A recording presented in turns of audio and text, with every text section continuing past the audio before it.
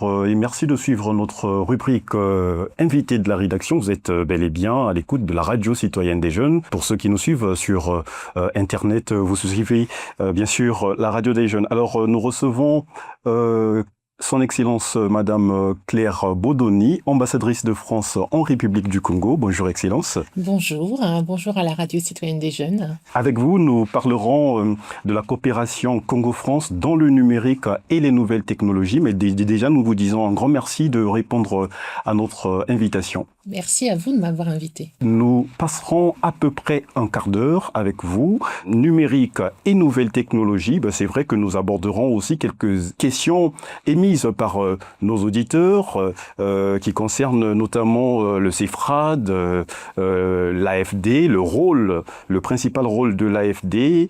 Et voilà. Alors, Madame l'ambassadrice, le numérique est aujourd'hui un levier de développement économique, d'innovation, de souveraineté. Quel regard portez-vous sur l'évolution de l'écosystème numérique en République du Congo et sur son potentiel dans les prochaines années? Alors, moi, je ne suis pas là pour juger, mais je vais vous donner mon impression vue de l'extérieur. Je constate d'abord que à travers le ministère des Télécommunications, qui est une appellation un peu ancienne, mais qui recouvre le numérique.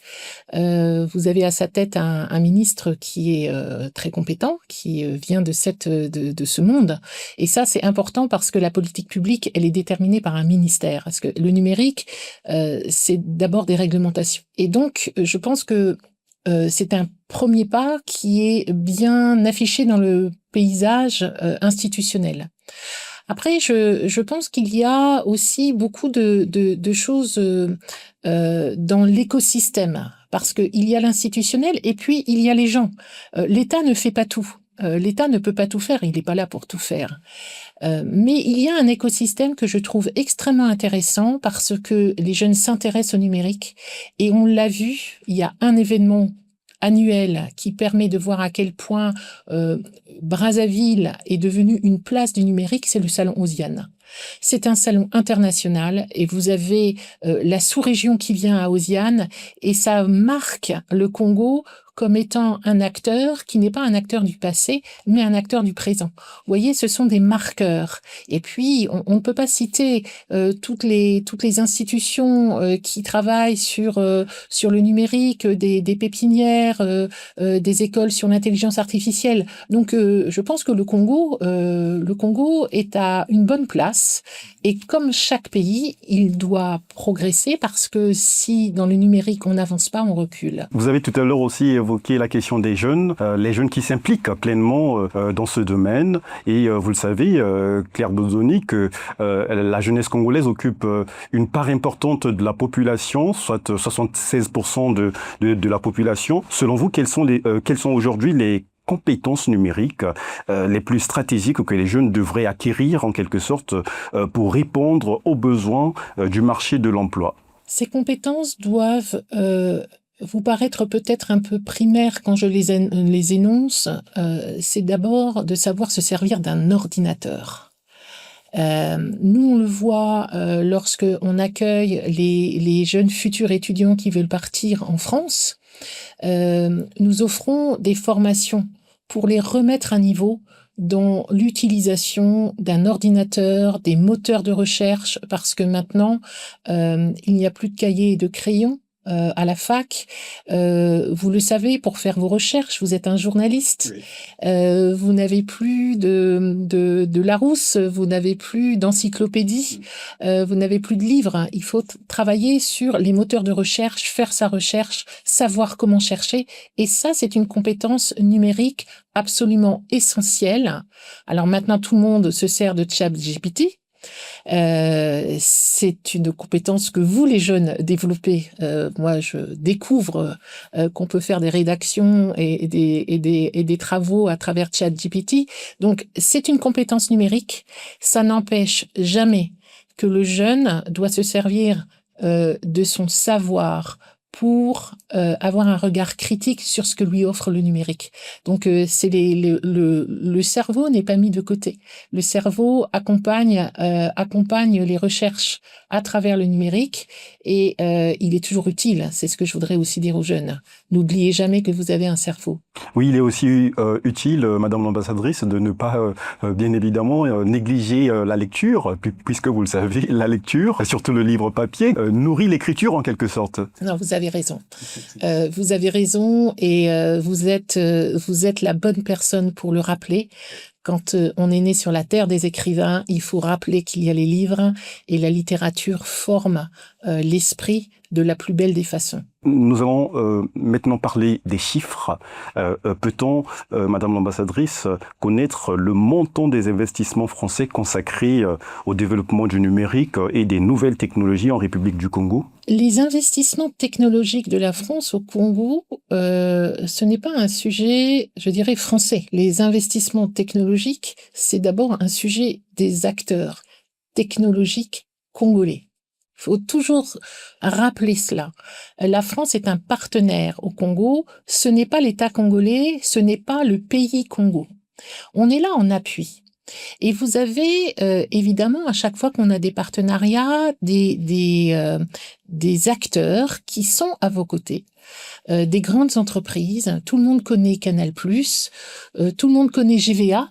Vous voyez, puisqu'on a tous nos box, et on a aussi d'autres entreprises qui sont aux côtés des acteurs, des populations au Congo, des entreprises comme Rofa Network, Office, par exemple, offre des services numériques aux entreprises. Vous voyez, ce sont des sociétés qui viennent, qui travaillent au Congo avec des partenaires congolais. Donc, ces investissements, ce n'est pas l'État français, c'est tout l'environnement des entreprises, des services aussi que nous avons à travers ce que je vous disais tout à l'heure de l'Institut français au Congo. Et ce qui est certain, c'est que pour la France, le champ du numérique est devenu une priorité. Nous l'avons rappelé à l'occasion du sommet Afrique-France qui s'est tenu à Nairobi.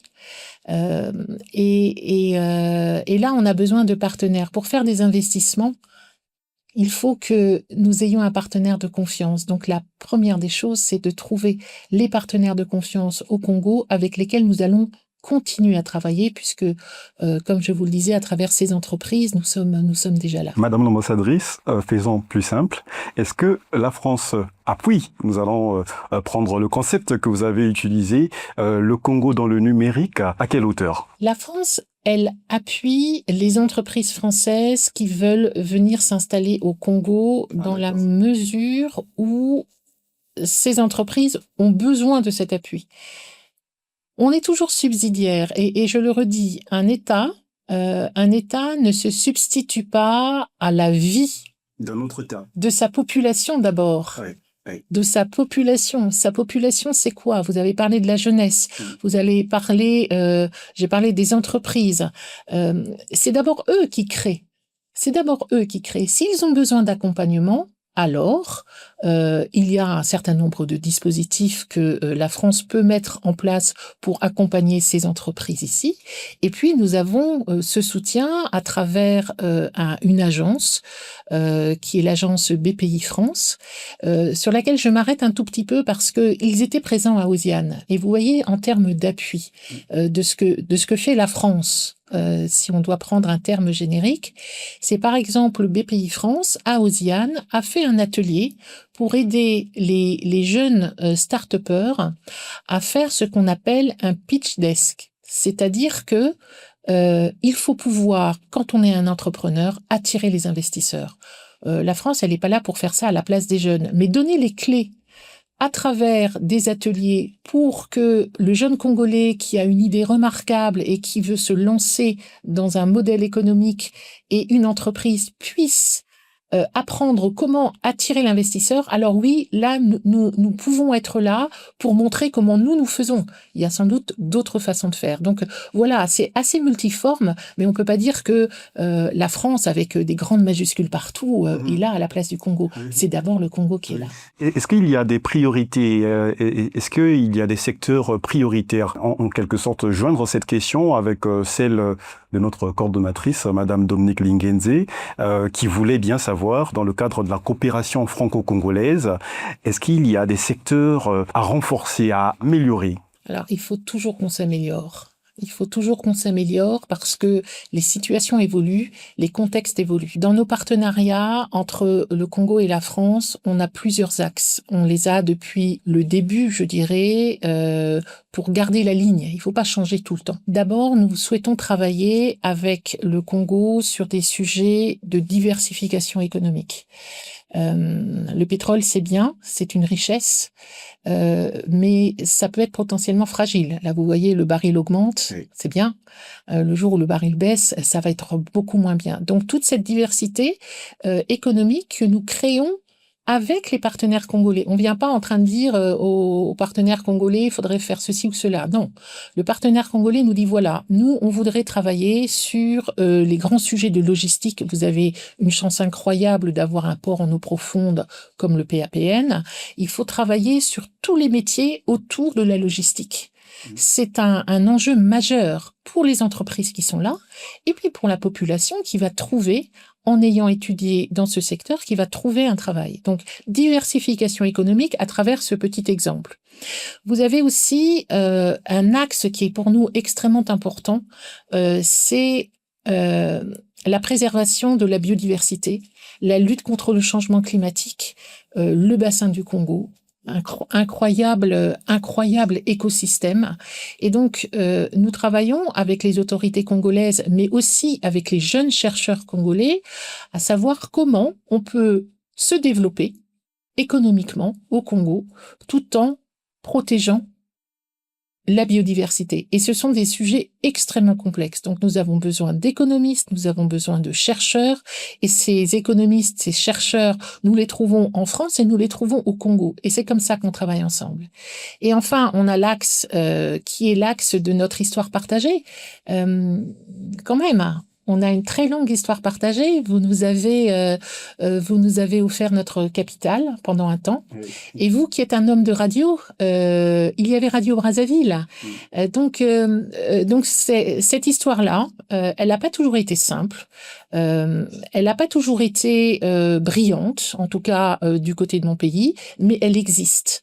Elle existe et donc il faut continuer à travailler ensemble. Et sur ces aspects mémoriels, pour revenir à votre question, il y a un emblème de cette histoire, c'est le CEFRA, le Centre de formation en art dramatique, parce qu'au début, c'était le lieu réservé aux militaires blancs, et donc utilisé par le général de Gaulle, où il a fait son grand discours qui marque les prémices de la décolonisation.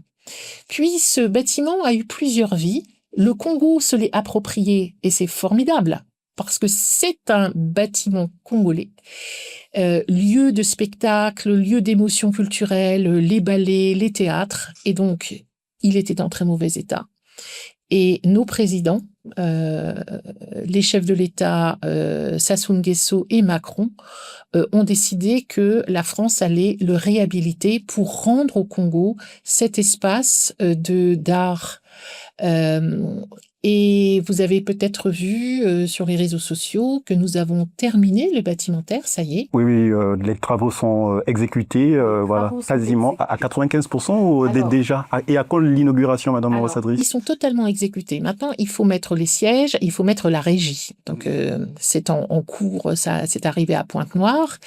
Et donc, le bâtimentaire, ce que j'ai l'habitude de dire, le contenant, était notre part de travail. Nous l'avons réalisé avec des entreprises congolaises et avec des bureaux de conseil congolais. Donc, on l'a fait ensemble.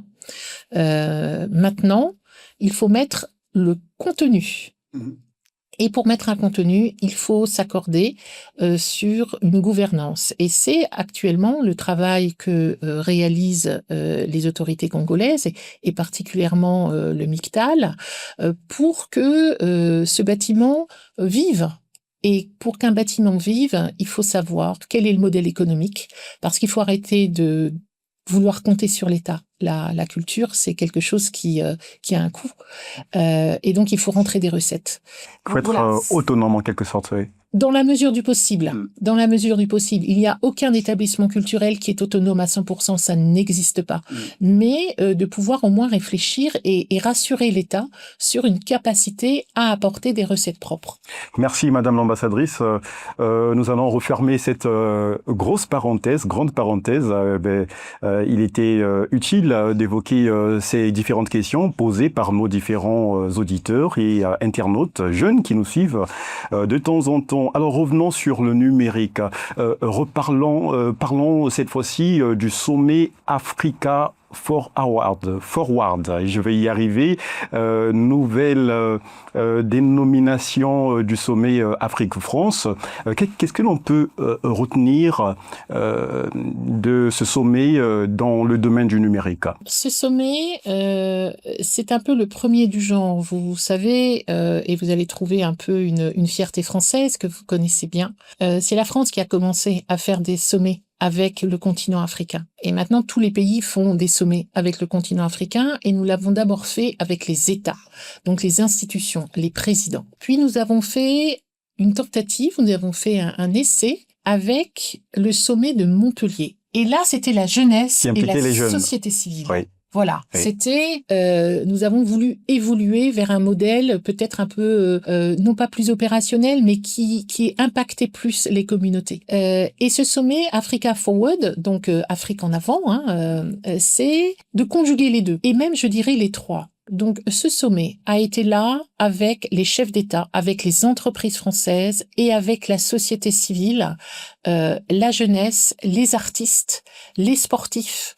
Donc, on a voulu, à travers ce sommet, couvrir un peu l'ensemble du champ qui intéresse la jeunesse. Et comme vous le dites, le numérique fait désormais partie de nos priorités. Il faut qu'on puisse travailler ensemble, écouter davantage les besoins qui sont exprimés par les Congolais, que ce soit les autorités. Et j'ai rencontré le ministre Frédéric Nzé, on en a un peu parlé, de quoi il avait besoin, où est-ce qu'on pouvait être avec lui.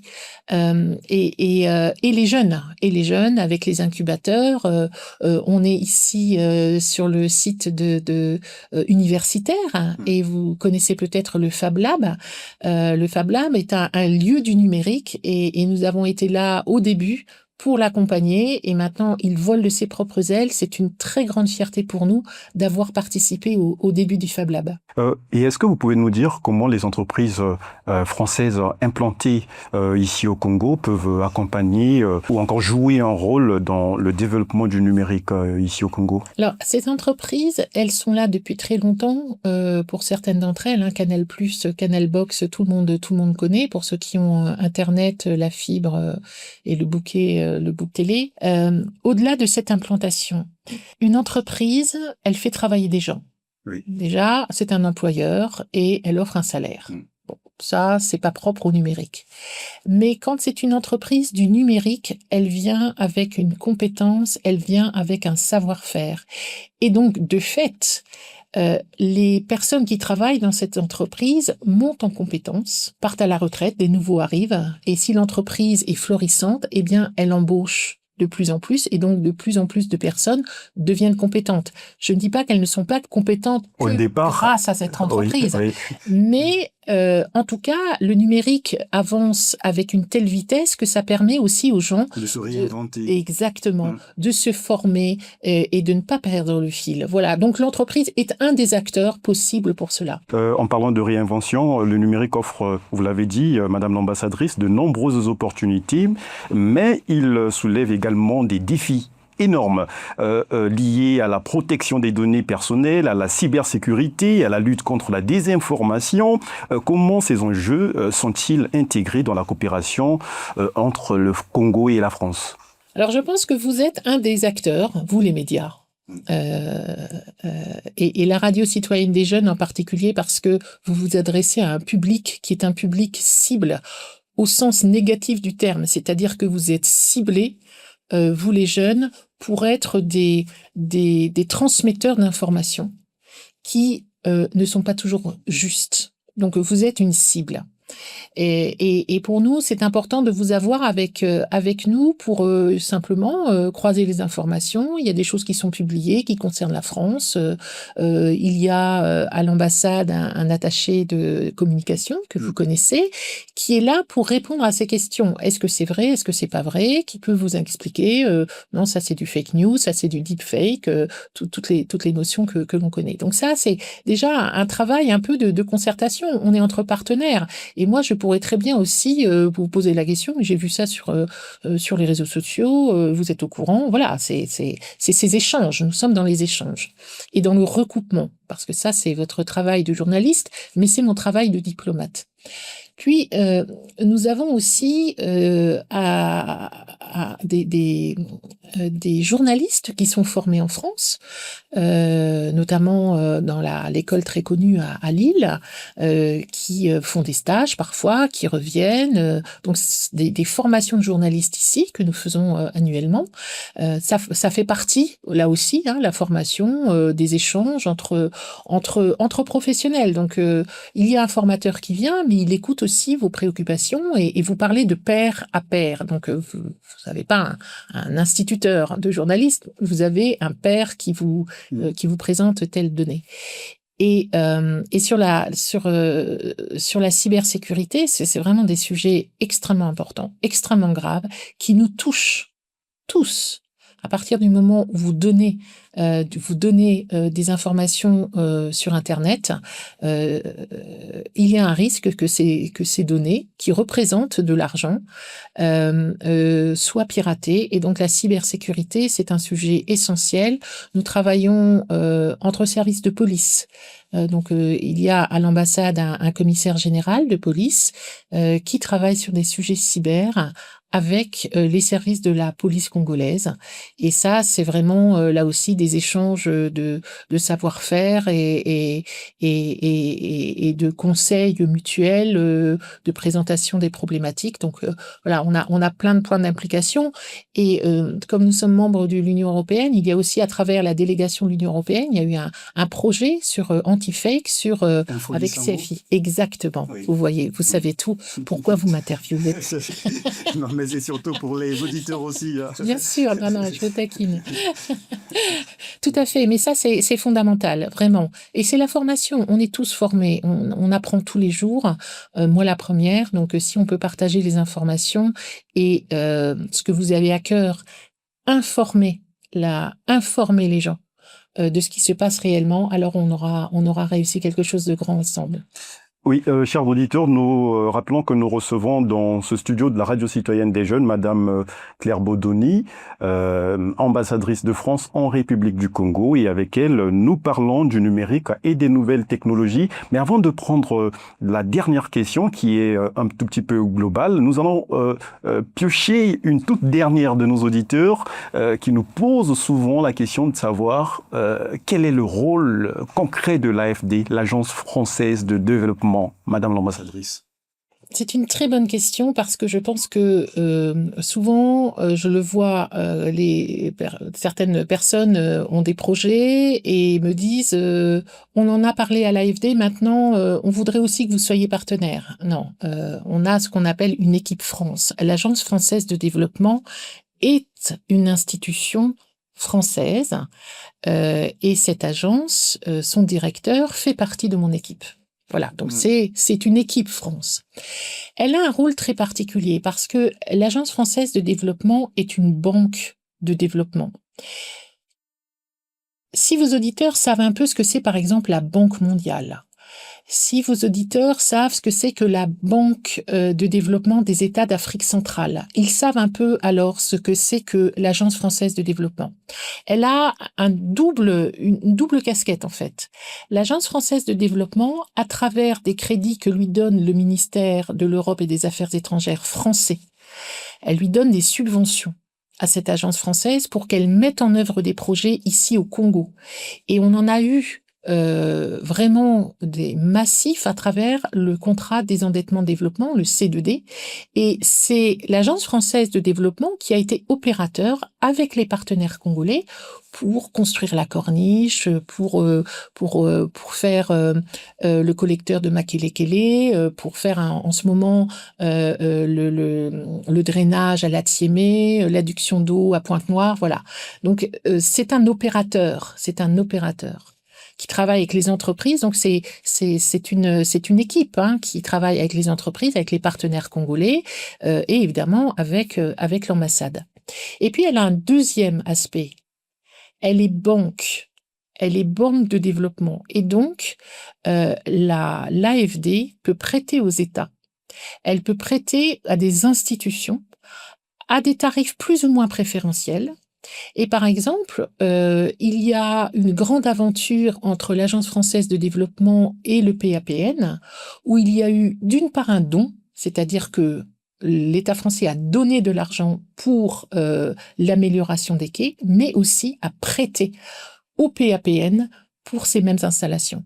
Voilà, donc c'est une grande dame avec deux têtes, le prêt, le don, et ce sont des gens qui travaillent toujours avec des partenaires congolais pour mener à bien des projets que nous avons décidés ensemble. Est-ce que vous avez un message à adresser à la jeunesse congolaise qui vous suit en ce moment, surtout cette jeunesse qui aimerait bien s'aventurer, permettez-moi l'expression, dans ce domaine, le numérique, mais qui hésite encore un tout petit peu sur les différentes occasions qui s'offrent à eux?